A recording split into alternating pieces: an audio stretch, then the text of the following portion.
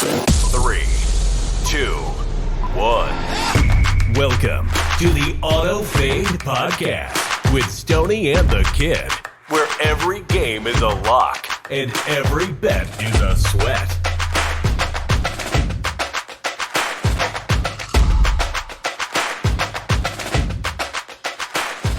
All right, Stoney. Week 10. We're in the double digits, dude. It's sad. It's sad. I think Big Cat says it best. You got to appreciate the days when you're in them.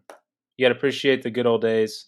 And we're here. It's week 10. We have to appreciate football because sooner than later, it's going to be March and there's going to be no football. Like, dude, give me the Panthers and the Bears on Thursday Night Football. I would take anything for that. So we have to appreciate it while it's here. But yeah, moving on to week 10. But first, let's go back to week 9 a little bit. Stoney, hit us with the recap of how it did. Yeah, it was a great week. I'm proud of us. We had 2 straight losing weeks 2 weeks before that, and we stayed true to what we believe in, and we bounced back big. 8-2 overall. We each went 4-1. Starting with my card, I had Cincinnati -2.5 as my favorite. They came through in prime time. Tampa Bay +3. We can get into that game later, but what a game. That was just crazy. Taking a kneel at the end, that was insane. But that did come through. Giants, Las Vegas, under 37.5. That took a year off my life, but it did come through late. My teaser was my only loser. I had Giants +8.5. Dead bet right from the start.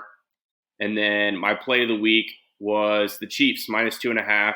Never a doubt. Up 21 at half. So that brings me to 25-20 overall for the season. Looking at your card, 4-1 as well. You had the Ravens -5.5 as your favorite.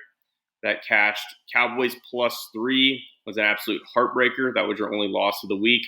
Easily could have been 5-0. Total of the year. Philly, Total Dallas, of the year, baby. Over 46. Cleared with ease. Got a little sweaty there, but then Dallas came through late. Your teaser, Browns -1.5. Talk about some closing line value there. And then Titans +9 on Thursday Night Football. That came through. And then your play of the week, you nailed it. You had Bryce Young regression, Colts -2.5, and he threw 2 pick sixes. So kudos to you. You're also 25-22. So overall, we're 50-40. I think that's a good spot to be after a couple bad weeks. We bounced back. What are your week 9 takeaways before we get into week 10?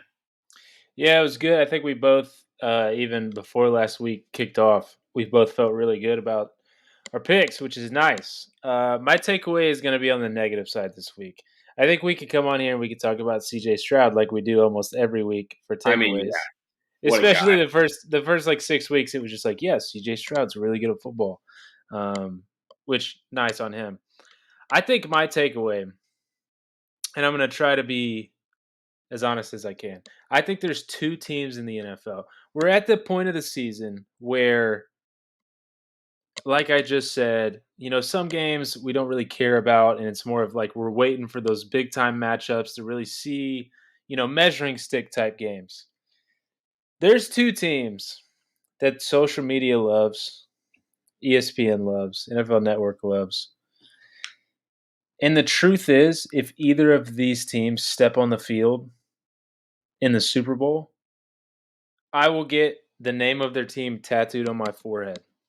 And that's the Cowboys and the Bills, dude. Ooh, the Cowboys and the Bills cannot. No, they cannot win the big game.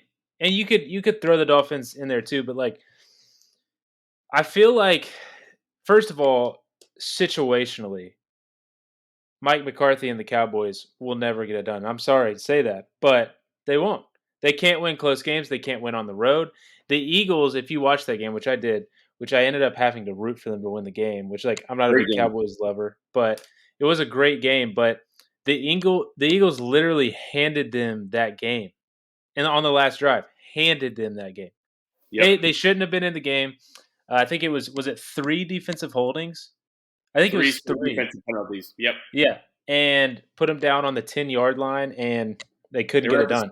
They got to the 6. Yeah, and the Bills are the same way. It's like Josh Allen got crowned, and this Bills team got crowned after a loss in the playoffs. Think about that. The greatest football game I've ever watched in my life was Bills at Chiefs.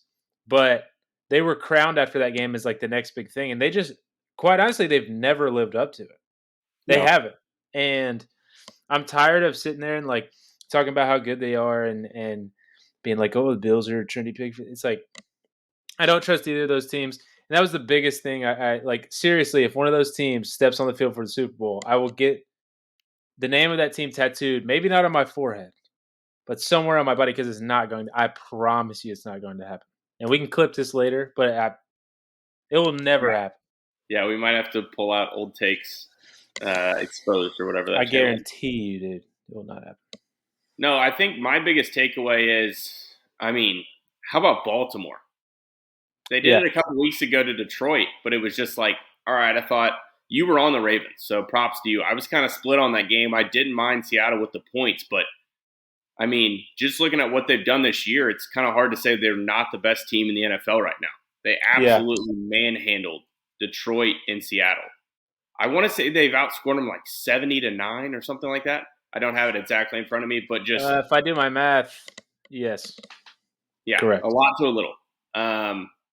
But they look really, really good right now. We'll get into that game later, but they might be on the throne for the best team in the NFL right now. So I thought that was a big takeaway.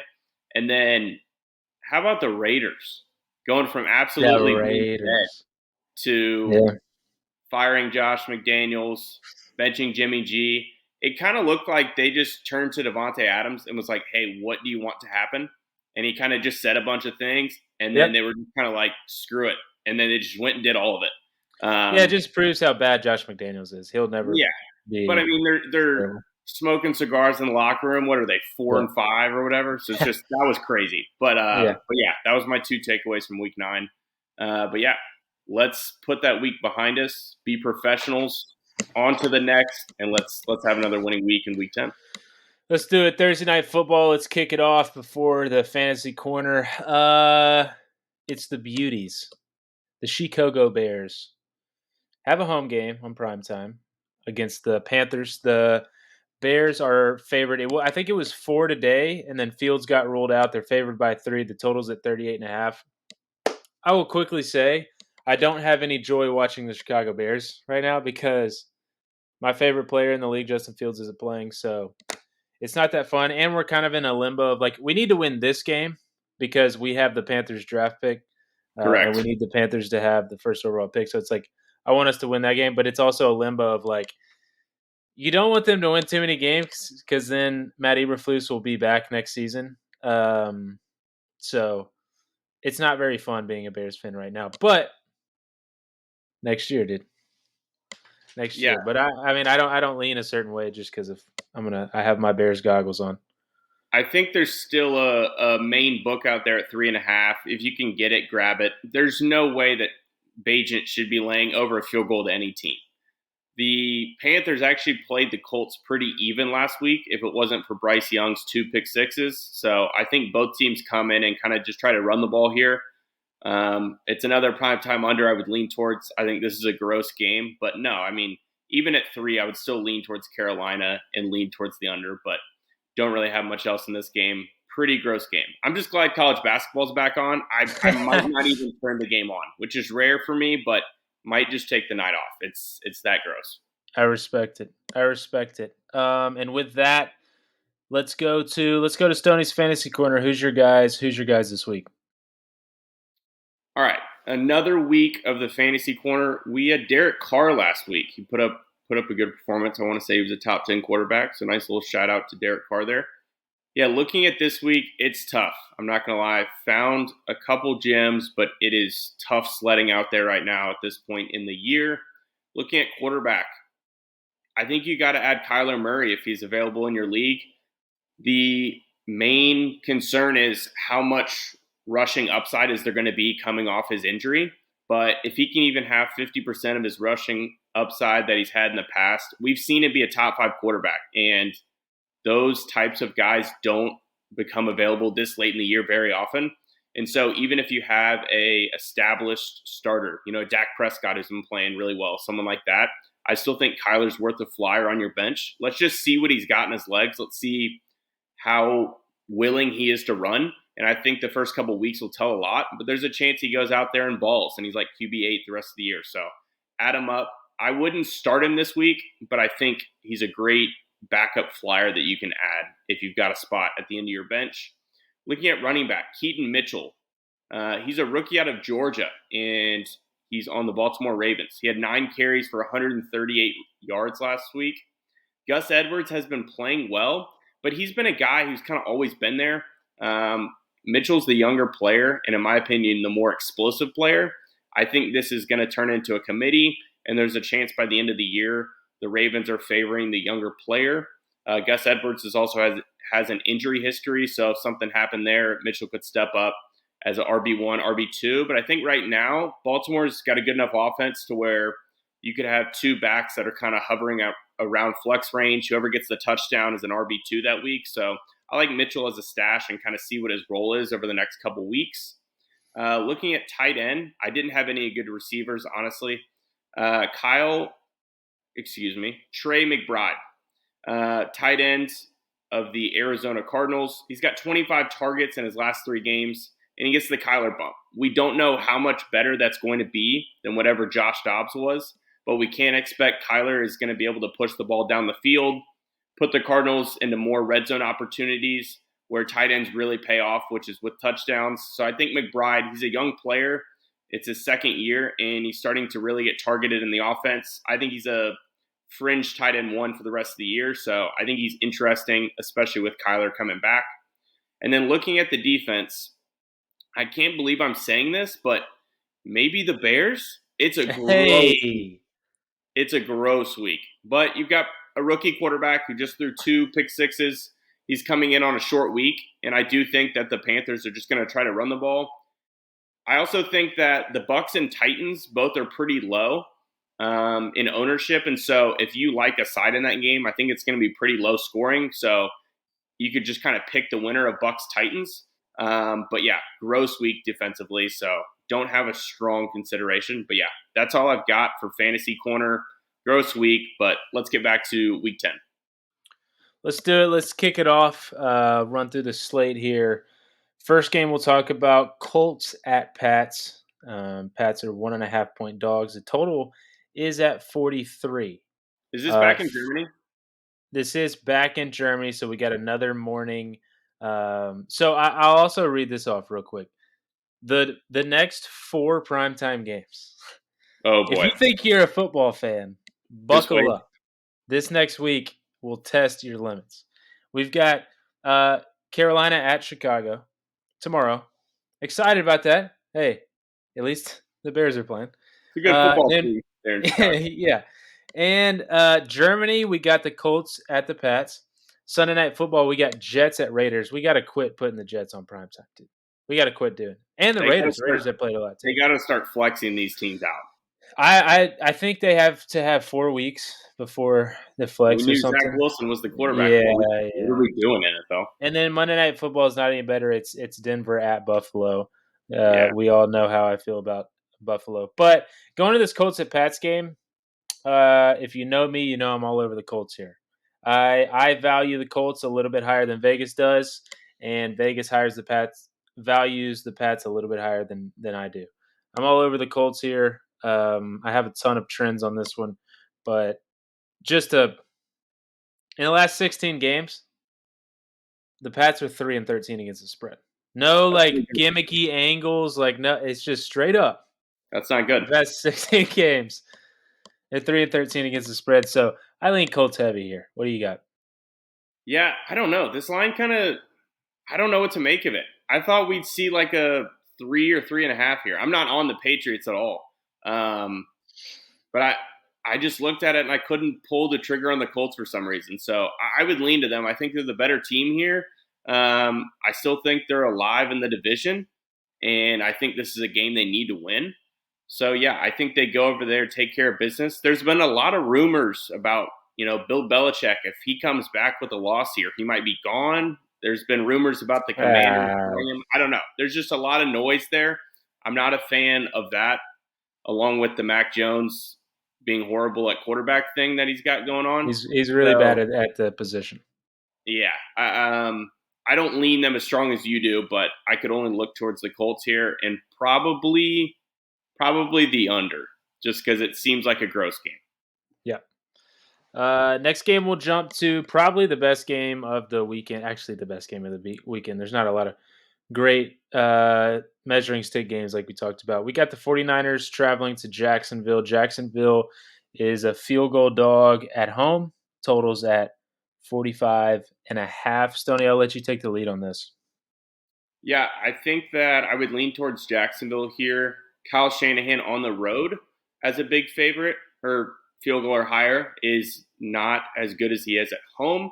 And Shanahan's he's only 3-4 against the spread off a bye. I thought that might be something where you're thinking, okay, good coach coming off a bye, might do really well there, but he's just kind of been average. And then the Jags are pretty good as a home dog. So I would lean towards Jacksonville here. The only concern is it's kind of two-sided with San Fran. They're getting Debo and Trent Williams back, so it's like, all right, this team should be as close to fully healthy as they've been in about a month off a bye. But Brock Purdy has had 2 big hits to his head, and it's kind of like the concussions can linger with you for 3 or 4 weeks, and so he just still might not be right. We don't really know what to expect with him, but the last couple of games haven't been pretty as far as decision-making from what we've seen in the past. And so I would lean Jacksonville here, getting 3, which is a key number. Yeah, I like the Jags here too. I think it feels uncomfortable, so that's almost a good thing sometimes when you're I agree. gambling. It's you don't want to feel too comfortable because that means you're public. For those of you that don't know that, but I think it's one of those games where it feels like you're supposed to take San Fran because it feels like, okay, they're going to get back on track. I don't think Out of a I bye. don't. Yeah, snap out of it. Like they're rested up. They have their guys back. I mean, 4 weeks ago we were talking about this team is the best team in the league. It's not even close. But at the same time, I don't think people understand how good Jacksonville is. And I think in a game like this, it's going to be. I think it's going to be a really good game, and getting a field goal is a good number. But next game we'll jump to.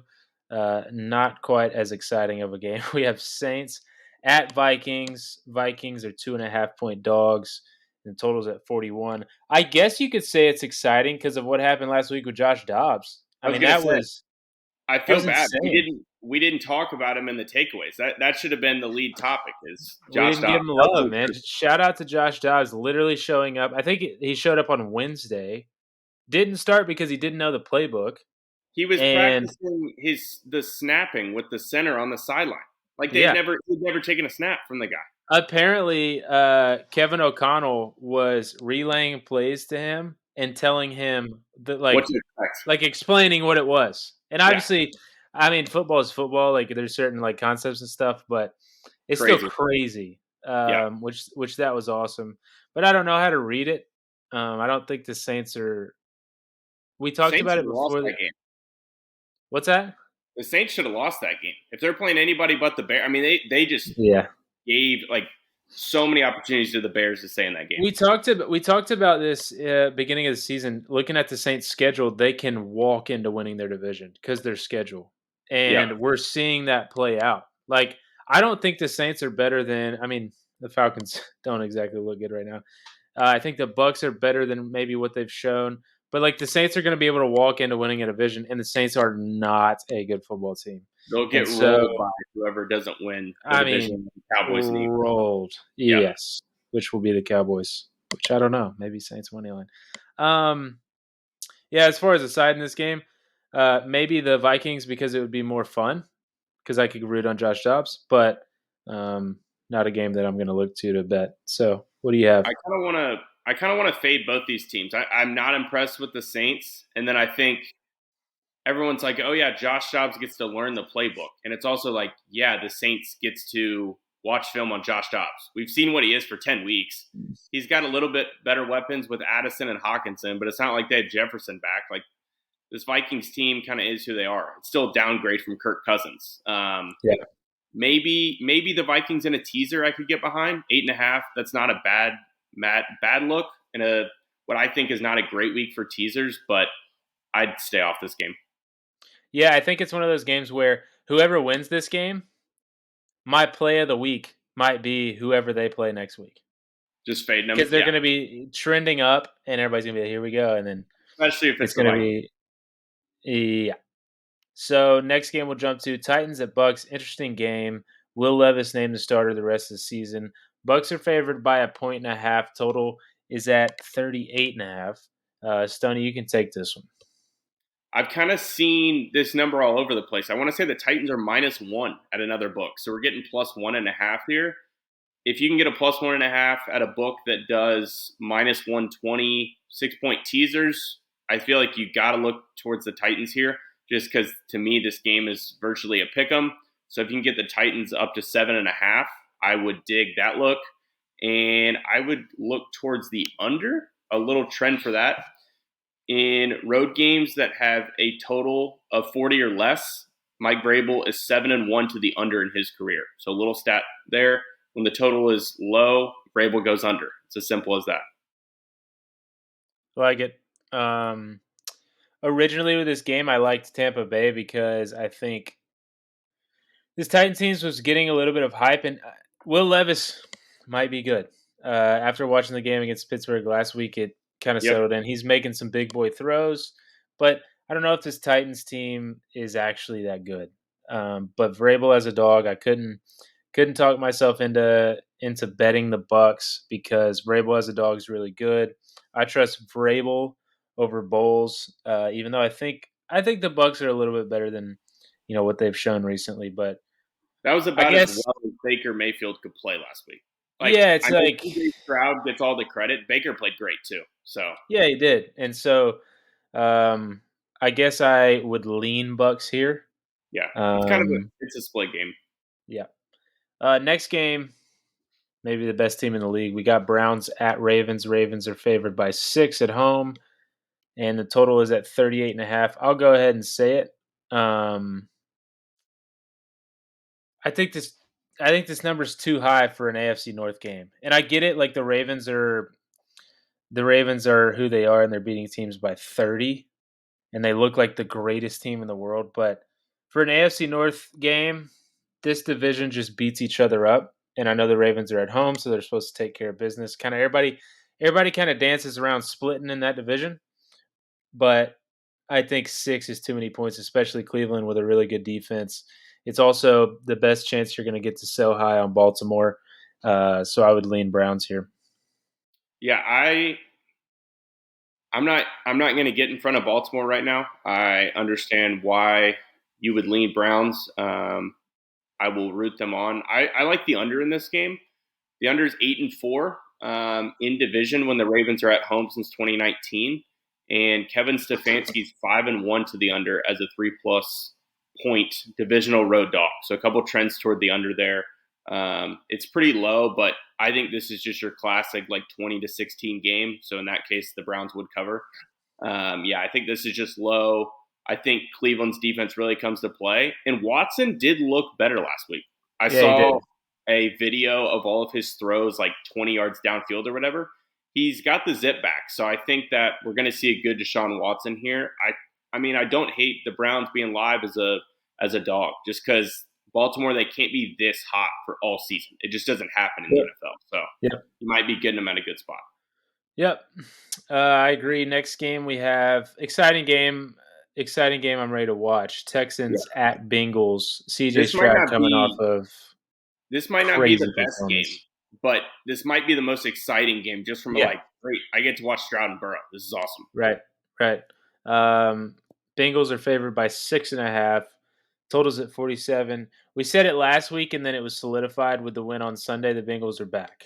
The Bengals All the way. look All the look way like back. one of the best teams in the league, and they're able to play like ball control football, which is even more scary. Burrow, It's like Burrow is healthy, and it's fun to watch him when he's healthy. And he literally is Peyton Manning. He controls the game. He's able to read defenses like nobody else. And now that he's healthy, he's able to move it, like use his legs a little bit. And this Bengals team is going to be, they're going to be in the hunt come playoffs. But as far as a lean in this game, I think it's a little I don't know. I think it's a little high, especially the Bengals coming off of a performance like played against the Bills, and this Texans team is feisty. I think they keep games close, and so 6.5 with the Texans team, I might lean that way. I would disagree with you here. I would lean towards the Bengals under 7. I think that as well as the Bengals played, I still think when people look at this game, they think about CJ Stroud and what he did last week. And looking at his yards per attempt at home and the road, it's pretty drastic. It's like 9.3 at home versus like 6.4 on the road. So I think this is just a thing where at home he's really, really comfortable. And I think going against a very underrated Bengals defense here, who's schemed up a very good game plan, held the Bills and Niners both under 20 in back-to-back weeks. I like the Bengals defense to control this game. The only concern for the Bengals would be I think Jamar Chase is going to be out a couple weeks. And so they might have to rely on that ball control. So it could be fewer possessions. So if you're back in the Bengals here, probably need some efficiency in the red zone. But I think this would make me look towards a gross under. Everybody's thinking about CJ Stroud, Joe Burrow. 47, it kind of seems like that's going to be a trendy over. So if this gets steamed up to 48, 48 and a half, especially with no Chase, I think T. Higgins was limited as well. I think I would look towards the under later in the week. Like it. Sneaky under there. Sneaky Yeah, under. it feels gross, but I think it just makes a lot of sense. I think the Bengals defense kind of controls this game. Stroud comes down a little bit just because he's a rookie. That's how the NFL is. I like it. Next game is Green Bay at Pittsburgh. Pittsburgh's favored by 3, totals at 38.5 as well. And I don't believe in Pittsburgh. Definitely don't believe in Green Bay, but Pittsburgh keeps winning games, and this is going to be another game that they win. I don't lean either side, but we'll get to this later. I love the under. I had a total of the year last week. Might have another total of the year. So, yeah, I hate both of these teams so much. Like, I wish I could just fade both these teams every week. They play each other this week. We can't do that. So, yeah, you fade both the offenses. You take the under. I saw something where you might be talking about the under later. I saw something specifically to where they're both bottom 3 first half offenses. So maybe we double up and go first half under in full game. I don't know. Might be a play. I'll let you talk about that later. But, yeah, apparently – they're both really bad in the first half. So maybe look at a little first half under here. But that's all I got. Like it. Yeah, just an ugly game. There's a bunch of these. And speaking of ugly games, if there was ever a time to buy low on the Falcons, Lord, is it here. I know Kyler's back, but Falcons travel to Arizona. Falcons are favored by 1.5. Totals at 43.5. Is this line what it is because Vegas is reacting to what they think is the Falcons being bad, or do they value Kyler that much? I'm going to say a little bit of both. Okay. Because I think the spread was at 3. Kyler gets rolled in, so then it dips to 1.5. So I think they were like 75% sure he was going to play. So the confirmation just kind of dropped at 1.5. No, I think Kyler's worth a lot to this team just because he adds so much with his legs where he can just extend plays, keep the defense on the sideline. Looking at this game specifically, it's just tough. It's probably a pass. We just don't know what we're getting from Kyler here. Arthur Smith is 2-9 straight up on the road, just winning the game. And this is essentially a pick 'em. So it's like, yeah, the Falcons don't win much on the road, but it's really hard to back a Cardinals team here at home when you don't know what you're getting out of the quarterback off an injury. It's probably a pass. If I had to play anything in this game, it would probably be the Cardinals in a teaser. I just don't really see the Falcons blowing anybody out. But that's just kind of it's a gross game. Falcons in a teaser. That is dangerous. Excuse me. Cardinals in a teaser. Up 7.5. My apologies. Gotcha. Cardinals in a teaser. Never tease 0. Never tease 0. Never. You taught me that 2 years ago. I've lived by it ever since. Cardinals up to 7.5. I apologize. Next, we got Lions at Chargers. Chargers are 3-point dogs at home. The total's at 48.5. This doesn't make any sense, Stoney. Make it make sense.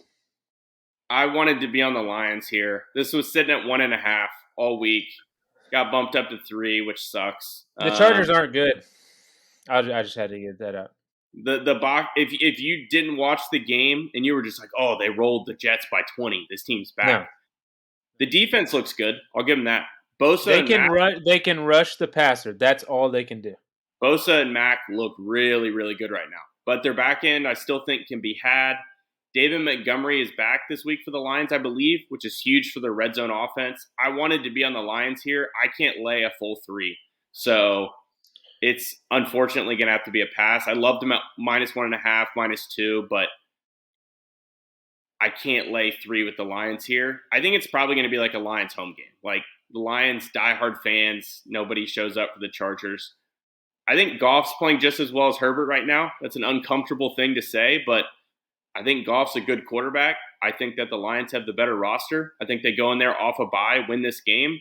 They're really good with a rest advantage. They've got to bye the Chargers short week, so it's a really good spot for the Lions. This sucks that it got up to 3. I can't lay it, but I like the Lions here. I think they win the game. I think it's a showcase game for the Lions. They got embarrassed.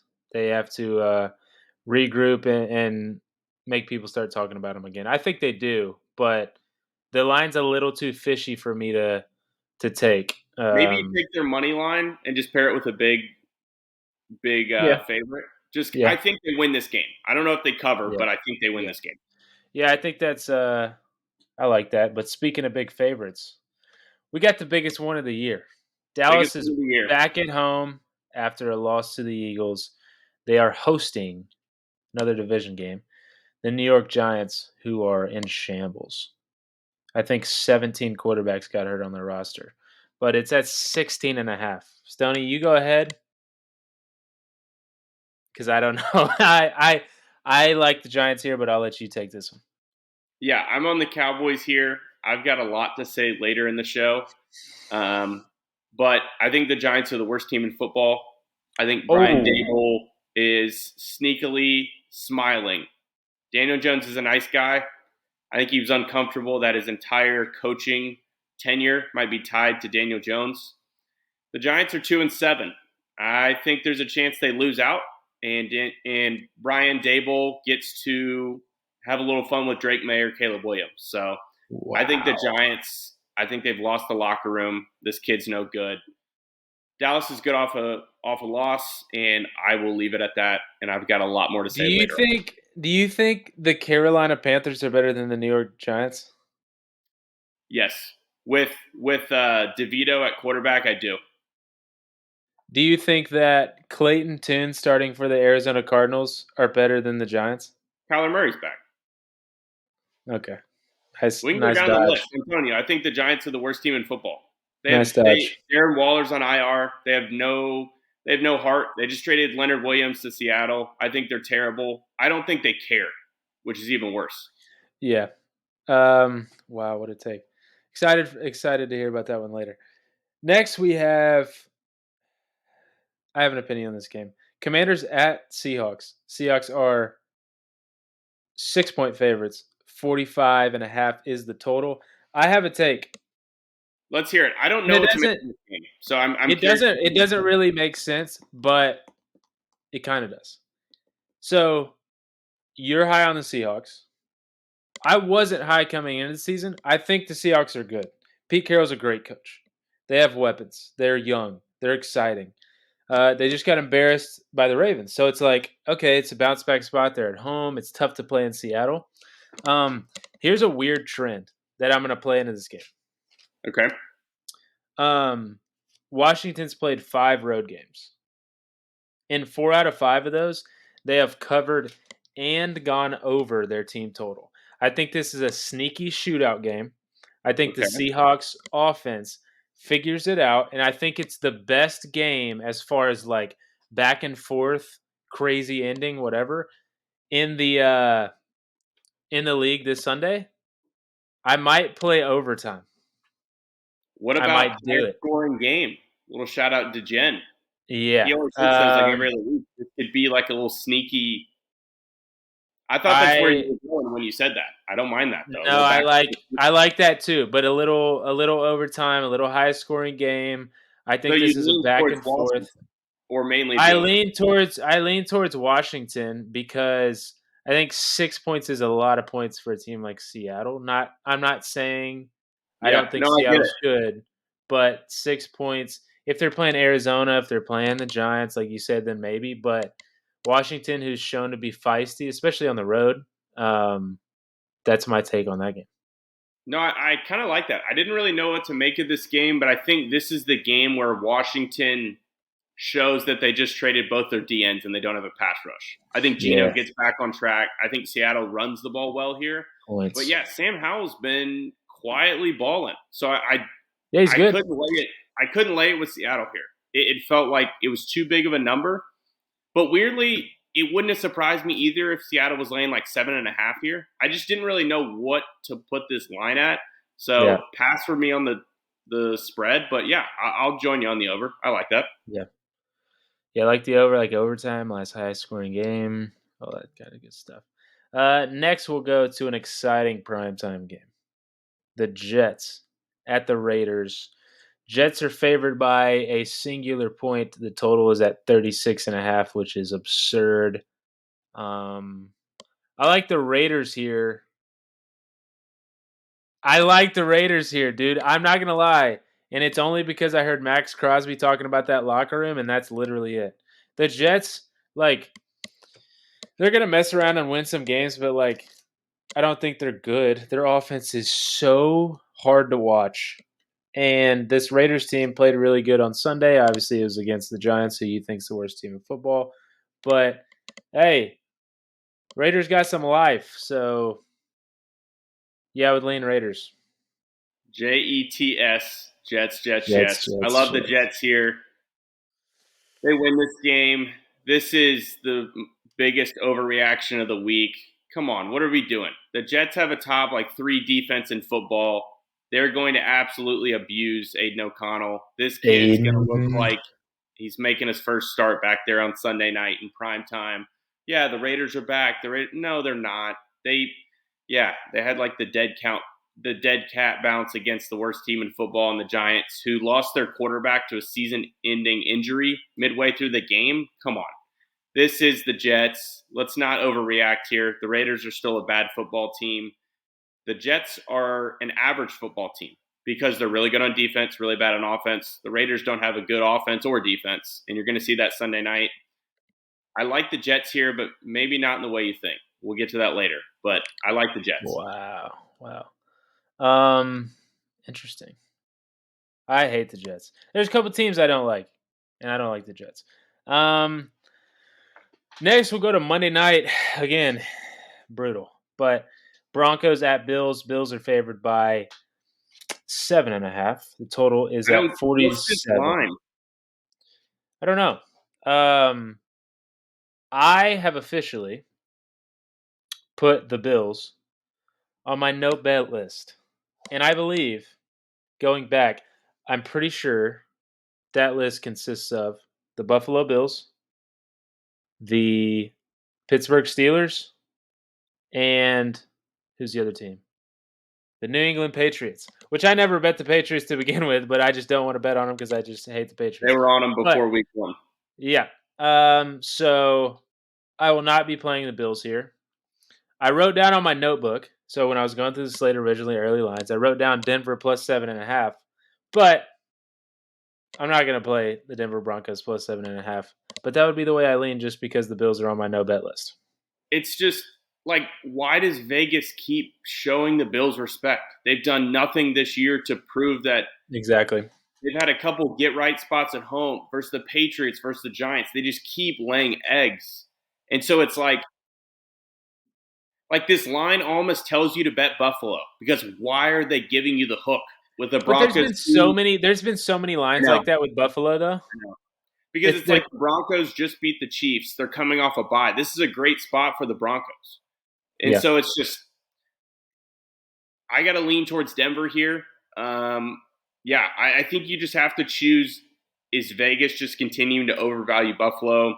History tells you they are. If you think that, then I think the Broncos are like a great bet. I think this should be like 5.5, 6. But Yeah. if you think if you just read lines, this tells you the Bills get right, but they've been telling you that for 2 months and they haven't. So That's I what don't know. that's what I've been saying. Like, yeah, if you're reading it, it's like, yeah, you're supposed to be Buffalo here, but Because the hook kind of makes you want to bet Denver with how gross Buffalo's been. But then it's like I just think Vegas might be wrong on Buffalo. So we'll find out. But weird line, weird game. yeah, I think they're just honestly, I just think they're overvaluing them. They have been for a long time, and they beat teams by a lot coming into the season. It was like they either win by 20 or like lose by 3, but now they're not covering when they should be. Yep. With that, that wraps up the slate for this week, and so now we will go to the head-to-head draft. In the head-to-head draft, as always, but if you're new here, it is 5 rounds. It is our total of the week, our teaser of the week, our favorite dog, our favorite, and our play of the week. Snake style draft. Obviously, we're saving our play of the week for our last pick. We've talked about it beforehand, so we don't steal each other's play of the week. Being our mortal lock this week, Stoney is going to lead us off. Yeah, I'm going to go to my dog of the week, probably the best game of the week. I'm going to take the Jags +3 here. A couple trends. Dang it, dude. Couple trends for you. Kyle Shanahan, 9-13 against the spread as a field goal or higher road favorite. He's only 3-4 against the spread off a bye. Doug Peterson, 16-11 against the spread as the Jags head coach, and he's 5-1 against the spread as a home dog since the start of 2022. They've not only covered 5 out of 6 games, every single game they've covered, they've also won outright. I just think 3 is a key number here, and this is a spot where I'm going to make San Fran prove it to me that they're back. I'm going to make Brock Purdy prove it to me that he can put together 4 good quarters. I think this Jacksonville defense specifically is underrated. I think Travis Etienne is running the ball really well right now. They've got good weapons. I think Trevor Lawrence gets it done at home here. I think the Jags win this game. Yeah, for my favorite dog of the week, I'm going to take Jags +3, and I feel really good about it. Wow, that was a great value pick. I'll just say that. Great job, Stoney. So I feel like you've sniped me several times this year, so it kind of feels good to get you back. I feel like when I pick, there's never like the dang it, that was my pick. So it kind of feels good to get one there. Yeah. So next, I'm gonna get my teaser out of the way. We said this earlier in this episode. It's not a great week for teasers, right? No, so it's got to be the worst I've seen in a while. Yeah. So what you kind of have to do is look at it and say, okay, what's the floor for these teams, right? Right. What am I comfortable getting a few extra numbers? What do I kind of lean anyways? And so my first leg, I'm going to go to Cincy. I think you can get it. It would technically just be their money line, but it's going to be minus a half a point. Yep. You'd lose on a tie. Yep. And like we talked about, I think since he's finding their stride, there was a couple weeks where it's like, this is about to be a down year. You know, their window's closing. T. Higgins is leaving. Nobody's saying that anymore. Cincinnati's playing really good football, and C.J. Stroud is that's going to be the public side. Is going to be the Texans, like you said, and I think Cincinnati, especially at home, handles business. My next leg is also going to be a team that's at home, and I think playing exciting football. And this is going to be a gross leg. They have a new quarterback. They're playing a team that I don't think is very good. And I'm going to go with the Vikings +8.5. Yep. Josh Jacobs gets a full week. And it's more of a play on the Saints. The Saints just aren't playing good football. And I'm very comfortable taking 8 points and saying I don't think the Saints win by 9. So I'm going to take the Vikings +8.5 for my second leg of my teaser. With my next pick, I'm going to go to probably what everybody, if you've watched for more than maybe 3 weeks in a row, you understand that I am very high on one team and very, very low on the other. I just talked about how one of them is on my no bet list. That would be the New England Patriots. And I will be taking the Colts -1.5. I'm really big on the Colts and Shane Steichen. I have been for a long time. This game will be played in Germany. A couple stats on that one. Favorites in international games are 31, 10, and 1 straight up, and Wow. 27 and 15 against the spread. I think this is a spot where, like I said to start the show, like New England's been overvalued by Vegas for a while now. Like ever since Tom Brady left, the Pats. I mean, the Pats were great for 20 years, so it's hard for everybody to kind of recalibrate because it's Bill Belichick. He's the best game. He's going to keep his teams in games. They're going to win games they shouldn't. But I think this spread is far too small, and I don't think people are understanding the Colts are playing good football. Gardner Minshew's playing good football, and I like the trends that back that. Also, Mac Jones, A, he sucks at football. B, he's 4-15 against the spread as an underdog. He's just very, very bad. And in the last 16 games, like I said, they're 3-13 against the spread. So I will gladly take the Colts as my favorite. No, yeah. I mean, if you didn't pick that, there was going to be something wrong with you. That's the most. Yeah. Yeah. That's on brand. That's your favorite team versus your least favorite. Makes a lot of sense why you see some value there. Where do we go? Let's go to. I'm going to go ahead and do my teaser as well. I mentioned this while we were talking about the games. The Titans are plus 1.5, so I'm going to use FanDuel. That's the book we've been using all year. I'm going to use the good line, and I'm going to take them up from plus 1.5 to plus 7.5. I think this game's a pick 'em. I've got the better coach here and an ascending rookie quarterback that I am comfortable backing here to keep it within a touchdown. This Tampa Bay pass defense is not very good, and I think that Baker struggles under pressure. I think the Titans D-line will get to Baker. It wouldn't surprise me if the Titans win here, so getting plus 7.5, I feel good about that. The second leg, I was stuck between two really gross teams. The Carolina Panthers and the Arizona Cardinals. Oh, jeez, dude. I landed on the Panthers. I'm getting more. Oh, no. Yep. Thursday night football. I'm not scared of this Bears team with Tyson Bagent. I know I'm fading your boys. They can win by 8. They can have a comfortable win. But I'm getting the Carolina Panthers plus 9 here in a game that I think goes under. I think Bryce Young's the more talented quarterback here. I think that in a weird way, the Panthers have nothing to lose trying to win games. They've already got their quarterback. The Bears, there's not really a ton of upside to win here besides having the Panthers pick. I think we see Bryce Young play better than he did last week. And yeah, it's 9 points with two really, really bad teams. I will take that. It's not a great teaser week, but I'm going to go ahead and lock that in. Panthers plus 9 to pair with the Titans plus 7.5 for my teaser. Next up, I'm going to go to my favorite here. This is a game you actually lean towards the other side. I don't like a ton of favorites here. I'm going to go ahead and take the Bengals minus 6.5. I think C.J. Stroud comes back down to earth. He has struggled on the road in comparison to his home splits.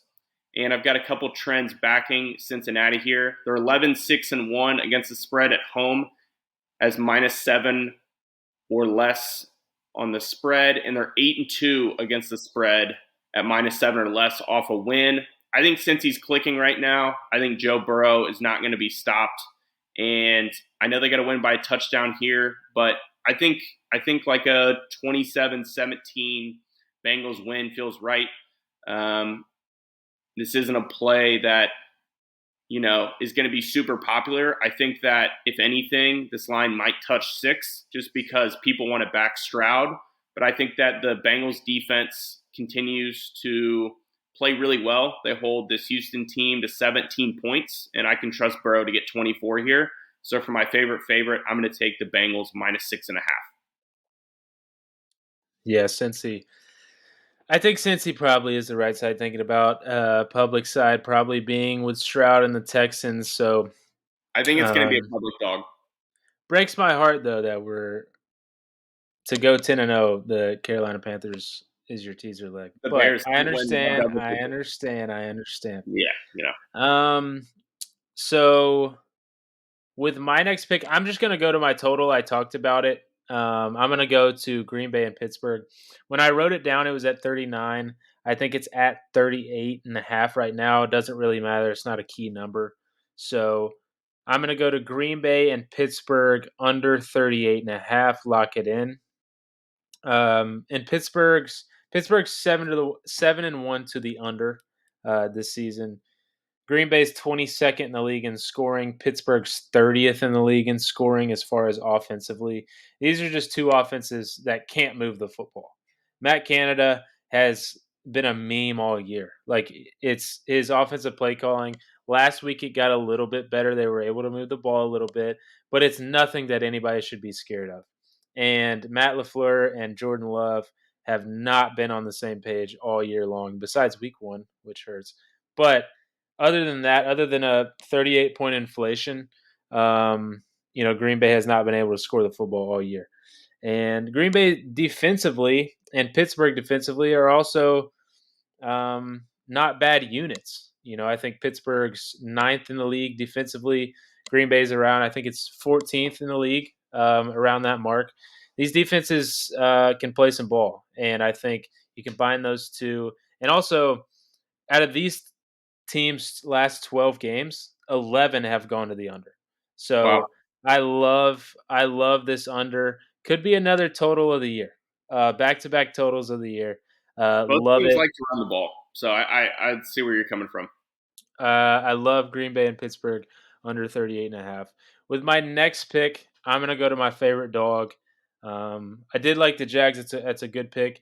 I'm going to go to something that I leaned early on, and I think the combination of it was an early lean for me, and I'm trying to not be biased, but also the fact that it's probably going to be the sharp side and the right side. I'm actually going to go to Denver plus 7.5. Yeah. I thought about Washington in this spot, but I think it's the better spot for Denver. Like, everyone's talked about Sean Payton couldn't figure out Russell Wilson. Russell Wilson sucks. But like, the Broncos are playing better football. They're coming off of a win against the Chiefs, off of a bye, and they're getting a Bills team who, like we just said, is overvalued by Vegas. And that just is what it is. That's not me being a Bills hater. That's just, this line does tell you, oh, you should bet Buffalo. They're going to win by 20. I would be surprised if they do. I think this Bills team is overvalued. Like I said, I think the money is coming in on Buffalo. I know the last tweet I saw, as far as BetMGM, 72% was on Buffalo early. Buffalo's 3-6 against the spread this year. 5-8 against the spread in the past 2 years as a home favorite.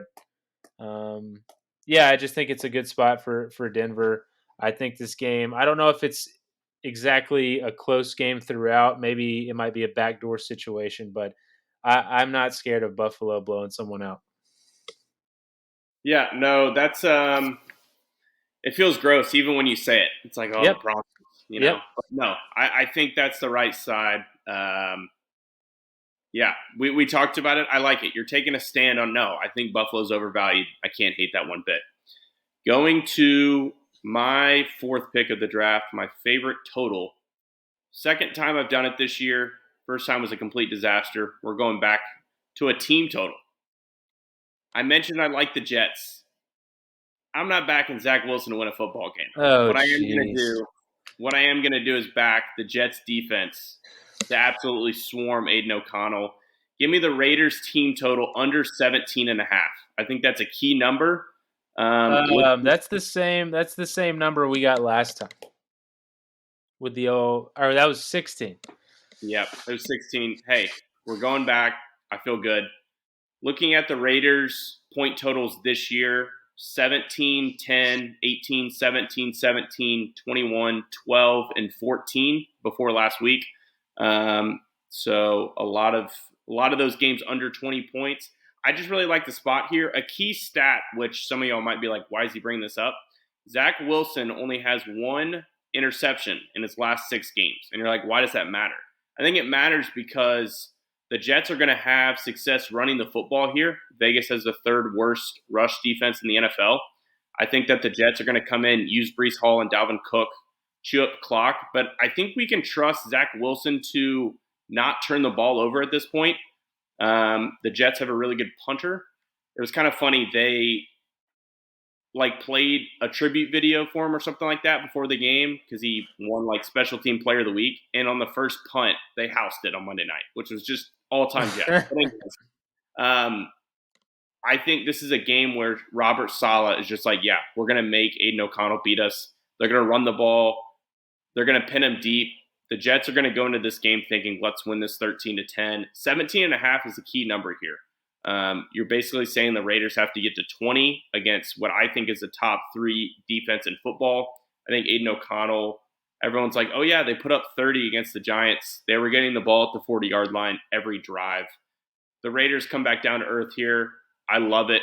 Favorite total of the week, Raiders under 17.5 as the second team total of the year. Got to bounce back with the team totals, but really, really like this spot. Love it. Let me hear the play of the week, Stone. All right. The Dallas Cowboys minus 16.5 is my play of the week. Biggest spread of the NFL season. Let me lay out a couple trends for you, and then I'm just going to tell you what's pretty much going to happen. Since 2016, when Dak Prescott came into the league, the Cowboys are 10-4-1 against the spread versus the Giants. The Cowboys in that same span since 2021, which is the 3 years after Dak got healthy from his injury, and Mike McCarthy's been there, they're 11-1 against the spread off a loss. They're covering by an average margin of 12.8 points per game, which is the best in the NFL over that time frame. You're thinking, yeah, but this is a big number. They're 8-4 against the spread, laying 7 or more since 2021. And you may be thinking 16.5. Have they won by that much at home this year? They actually have not won by less than 16.5 at home this year. They've won by 20, 35, and 23. They're 3-0 at home against the spread with an average margin of 19 points of covering. And then you're looking at the Giants. They're 1-4 against the spread on the road, 2-6-1 against the spread overall. And we might forget, but the Cowboys did beat the Giants 40-0 in week 1. We've already seen these two teams play. I was doing a bunch of stats, and I was like, oh yeah, these teams have already played. The Cowboys won by 40. This is as bad of a spot as you can have for the Giants. If Dallas had beaten the Eagles, it's like, okay, maybe they come home, take it easy. I think Dallas walks away from that game thinking, hey, we should have beaten the Eagles. We were right there. This is what they do. They come home, they stomp, they flex their margin of victory on little brother. I think the Cowboys are covering 16.5 by halftime. The first half is minus 8.5. I love that as well. I think that you're going to see Tony Pollard, bonus prop. Tony Pollard will score this week. Hasn't scored since week 1. I think he gets in the end zone maybe twice. I think that the Giants are rolling over. This season is done. I think the Cowboys bounce back in a big way here. I'll say final score is 34-3 Cowboys. Wow. You know, I told you before the episode, I was like, the 16.5 is way too much for an NFL game. Like, because, like, yeah, it's like the Giants suck and the Cowboys are very good, or some may say they're very good. But when Never it's going to win a big game. 3 in the second quarter, it's not going to seem like points. It feels like a lot of points, but the Cowboys are good at home. The Giants are very bad. So I went from maybe playing the Giants and maybe even throw it in a teaser just to grab some extra points to I will be playing the Cowboys, and I love the first half Cowboy. I love. What'd you say? It was 8.5. Yeah, love it. Well, it was earlier today. Anything 9.5 is fine. Anything below 10, I think they can play horribly in the first half and be up 13-3 at half. Yep, love that. So I'm gonna go to my play of the week. Talked about it earlier. Let off with it. Kind of showed my hand. It's Cleveland +6. I think this number is too high for an AFC North game. Like I said, I think Cleveland's defense and Deshaun Watson are better than people think. And everyone in the world is going to be on Baltimore. It's an uncomfortable pick to choose Cleveland. It's very uncomfortable, especially after last week where you saw a 5.5 with the Seahawks. And the Seahawks are a good football team, and the Ravens win by 30. And it's a very uncomfortable to take a team at 6 points after that. But I think this is exactly where you want to bet against the Ravens. This is the perfect sell high.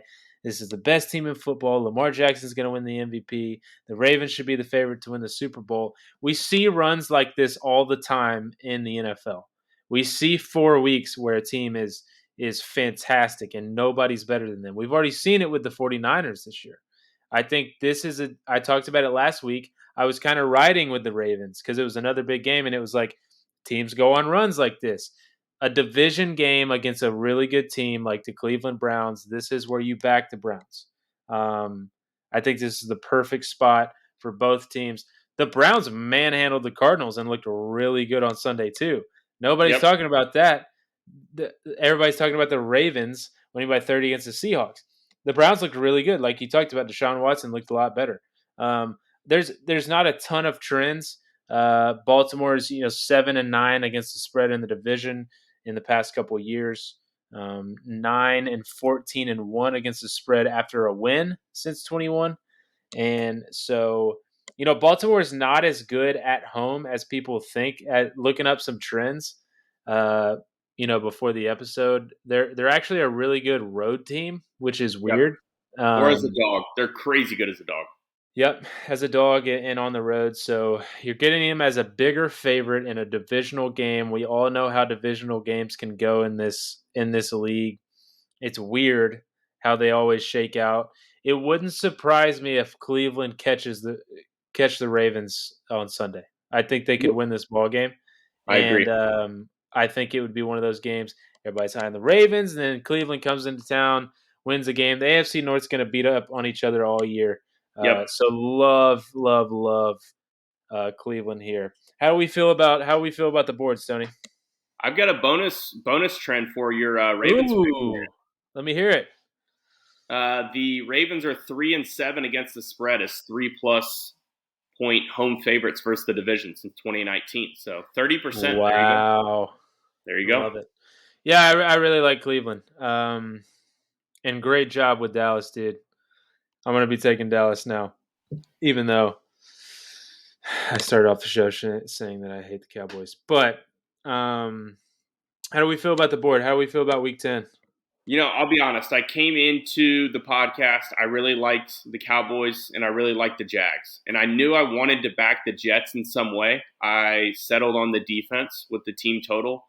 But, yeah, it's definitely a tough board for me. As far as like the volume of plays that I like some of the angles you presented. I'll be on Cleveland with you. I like that under, and I like the over that you presented in Seattle. So I might join that as well. But no, I think this is a board we can scrap together another 3-2, 4-1 week. Hey, if we can go 6-4 every week, we're making people money. That's the goal every week. Let's go 6-4. Let's get our second consecutive winning week, and let's build on it. Let's do it. It's funny, we keep matching each other each week. I know. One of us is gonna have to pull ahead, dude. Yep. But feel good about the board. As always, we're gonna try to get a prop show out Saturday.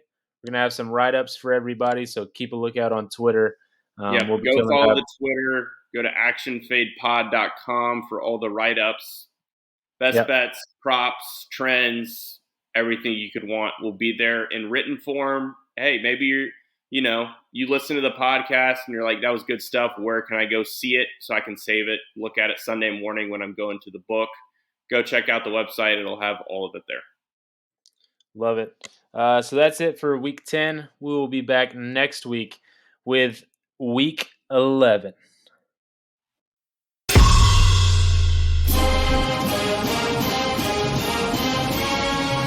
Thanks again for being a part of the Auto Fade podcast family. Stoney and the Kid appreciate your support.